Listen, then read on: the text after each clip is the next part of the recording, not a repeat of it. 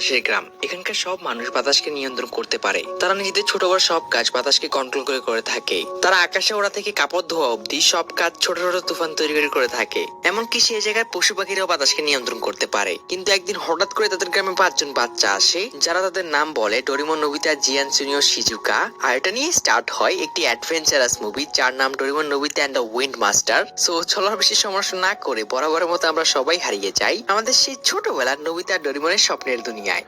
সিনেমাটি শুরু হয় আমাদের একটি পাহাড়কে দেখিয়ে, আর সেখানে আমরা কিছু মানুষকে দেখি যারা বলে এখানে আমাদের রাজা ঘুমাচ্ছে, এবং তারা একটি অন্ধকার গুহার মধ্যে প্রবেশ করে। আর গুহাটির মধ্যে আমরা একটি কফিন দেখতে পাই। লোকগুলো যখন সে কফিনটি খোলে তারা অনেক খুশি হয়ে ওঠে। কফিনটির মধ্যে আমরা একটি ডেড বডি দেখতে পাই, যার 2 হাতে 2টি বল ছিল। লোকগুলোর মধ্যে একজন যখন সে বলগুলো নিতে যায়, হঠাৎ করে সেই বলগুলো গুহা থেকে বেরিয়ে যায়। আর তারপরেই দেখা যায় ওই ডেড বডি থেকে একটি আত্মা বেরিয়ে আসে, আর সেটা গিয়ে একটি শিয়ালের মধ্যে প্রবেশ করে। সিন কাট হয় নোবিতাদের শহরে।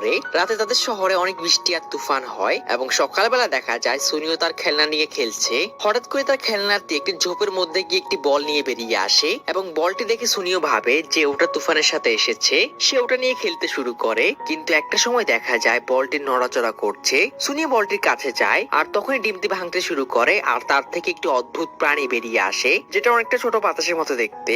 সুনিও বাতাসটিকে দেখে অনেক অবাক হয়ে যায়, আর সেটিকে ধরার চেষ্টা করে, কিন্তু বাতাসটি ছিল অনেক চঞ্চল। সেটি উল্টো সুনির অবস্থায় খারাপ করে দেয়। আর এই সময় সুনি অনেক রেগে যায়, আর তাকে ধরার জন্য একটি জাল নিয়ে বেরিয়ে পড়ে। কিন্তু তখনই সে দুষ্টু বাতাসটি সেখানে চলে আসে, আর নোবিতার আইসক্রিম নিয়ে চলে যায়। নোবিতা বাতাসটি পিছে পিছে দৌড়াচ্ছিল তার আইসক্রিমের জন্য। একটা সময় বাতাসটি যখন নোবিতার আইসক্রিমটি খেতে যায়, তার ওটি ভালো লাগে না। সে ওই আইসক্রিমটি ফেলে দেয়, কিন্তু দেখা যায় আইসক্রিমটি দুনিয়ার সবাইকে ছেড়ে জিয়ানের মাথায় গিয়ে পড়েছে।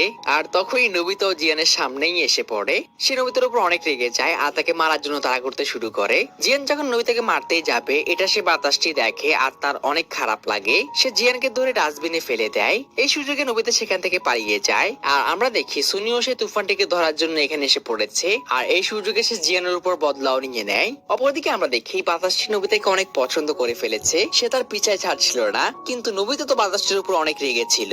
আর একটা সময় নোবিতা ভাবে এটা হয়তো ডোরেমনের কোনো গ্যাজেট। সে পুতুলটিকে অনেক জ্ঞান দিতে শুরু করে যে এখান থেকে চলে যাও, আমার পিছে পিছে এসো না। কিন্তু পুতুলটি তার পিছায় ছাড়ছিল না। নোবিতা দৌড়ে তার বাড়িতে পৌঁছে যায়। আর যখন সে ডোরেমনকে সে বাতাসটির কথা বলে, ডোরেমন বলে আমি এরকম কোনো গ্যাজেট বের করিনি। আর তখনই তারা দুজন খেয়াল করে কেউ তাদের রুমের দরজা ধাক্কাচ্ছে। ডোরেমন নোবিতাকে বলে তুমি কি কোনো পেট এনেছো? আনলে মা কিন্তু তোমাকে অনেক বকবে। কিন্তু এরই মধ্যে বাতাসটি তাদের ঘরে ঢুকে পড়ে, আর তাদের পুরো রুম এলোমেলো করতে শুরু করে। তখন ডোরেমন তার অ্যানালাইসিস গ্যাজেটে চেক করে জানতে পারে যে এটি একটি তুফান, যার মধ্যে ব্রেন আছে। তুফানটি তাদের রুম এলোমেলো করে বেড়াচ্ছিল। তখন নোবিতা রেগে বলে ওঠে এ অনেক দুষ্টু, এর নাম ফুকো হওয়া উচিত। তখনই দেখা যায় তুফানটি পুরো শান্ত হয়ে যায়, আর মনে হচ্ছিল তার এই নামটি পছন্দ হয়েছে। ডোরেমন নোবিতা সিদ্ধান্ত নেয় তারা এর নাম ফুকো রাখবে। আর দেখে মনে হচ্ছিল তারা দুজনে ফুকোকে পছন্দ করতে শুরু করেছে। কিন্তু প্রবলেম হলো তাদের আম্মু কোনোভাবে পেট অ্যালাউ করবে না, এবং ফুকো হয়তো এটা বুঝতে পারে। সে উড়ে গিয়ে নোবিতাদের রান্নাঘর থেকে একটি চায়ের কেটলি নিয়ে আসে। আর ডোরেমন নোবিতা বুঝতে পারে ফুকো যে কোনো জিনিসের ভেতর থাকতে পারে, কারণ সে অ্যাকচুয়ালি বাতাস যার ব্রেন আছে। কিন্তু তখনই তাদের আম্মু চায়ের কেটলির জন্য চলে আসে, আর তাদেরকে বকে সেটা নিয়ে রান্না করতে চলে যায়। তখনই ডোরেমন নোবিতার মনে পড়ে চায়ের কেটলির মধ্যেই ফুকো আছে। তারা দৌড়ে রান্নাঘরে যায়, কিন্তু এরই মধ্যে তাদের আম্মু কেটলিটি চুলার উপর বসিয়ে দেয়, এবং কিছুক্ষণের মধ্যে সেটা হয়ে যায় যেটা ডোরেমন নোবিতা ভয় পেয়েছিল। ফুকো চায়ের কেটলি থেকে বেরিয়ে যায়, আর পুরো রান্নাঘর তছনছ করতে শুরু করে। একটা সময় ফুকো ডোরেমনের পকেটে ঢুকে যায়, আর তাকে নিয়ে পুরো বাড়িতে ঘুরতে শুরু করে। আর নোবিতার আম্মুর বকা ফ্রি তো ছিলই। সিন কাট হয়, আর আমরা সুনিওকে দেখি সে এখনো ফুকোকে চারদিকে খুঁজছে। অপরদিকে ডোরেমন নোবিতা ভাবছিল তারা ফুকোকে কিভাবে রাখবে। তখনই ডোরেমনের তার একটি গ্যাজেটের কথা মনে পড়ে যায়, যার নাম ফ্রি সাইজ ডল ক্যামেরা। এটির পাওয়ার হলো এটির মধ্যে যে জিনিসের ছবি দেওয়া হয় সেটির পুতুল বেরিয়ে আসে। তখন নোবিতা তার একটি প্রিয় গল্পের ক্যারেক্টারের ছবি দেয়, আর ডোরেমন তার গ্যাজেটে ওটার ছবি তুলে নেয়। গ্যাজেটটি তাদেরকে একটি পুতুল তৈরি করে দেয়, এবং ফুকো পুতুলটার মধ্যে ঢুকে অনেক খুশি হয়ে ওঠে। আর তাকে খুশি দেখে ডোরেমন নোবিতাও খুশি হয়ে ওঠে, কারণ তাদের মা এখন বুঝতেই পারবে না তারা ফুকোকে রেখেছে। তখনই নোবিতা ডোরেমনের কাছে আবদার করে বসে চলো আমরা ফুকোকে শিজুকাকে দেখিয়ে আসি। তখন ডোরেমন বলে চারদিকে দেখো, আমাদের রুমটাও পরিষ্কার করতে হবে। এটা শুনে ফুকো নোবিতাকে ইশারা করে আমি এই কাজ করছি। সে নোবিতাকে সরিয়ে দেয়, আর নিজের বাতাসের পাওয়ার দিয়ে মুহূর্তের মধ্যে পুরো রুম গুছিয়ে দেয়। এটা দেখে নোবিতা ডোরেমন অনেক ইমপ্রেস হয়ে যায়, আর তারা তিনজন শিজুকার বাড়ির উদ্দেশ্যে বেরিয়ে পড়ে। এদিকে সুনিওকে আমরা দেখি সে এখনো ফুকুকে খুঁজছে। অপরদিকে নোবিতা ফুকুকে বোঝাচ্ছিল শিজুকার বাড়িতে গিয়ে একদম দুষ্টামি করবে না, এবং এতে ফুকো মাথা নাড়ায় যেন সে তাদের সব কথা বুঝতে পারছিল। আর তাদের সব কাণ্ড দেখে ডোরেমন বলে তুমি তাকে ছোট বোনের মতো বোঝাচ্ছ।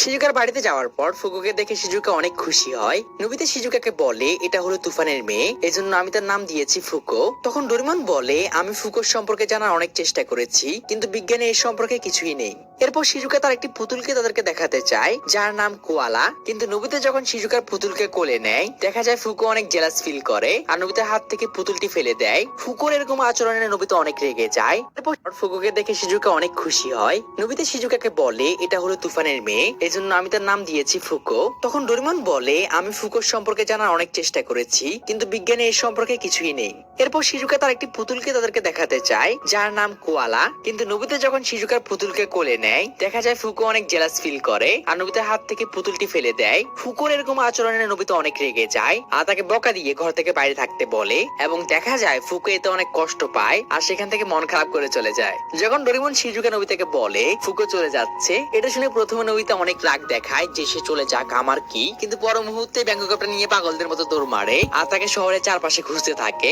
সে তার বাড়িতেও ফুকোকে খুঁজতে চায় আর তার আম্মুকে জিজ্ঞেস করে আম্মু তুমি কি ফুকোকে দেখেছো?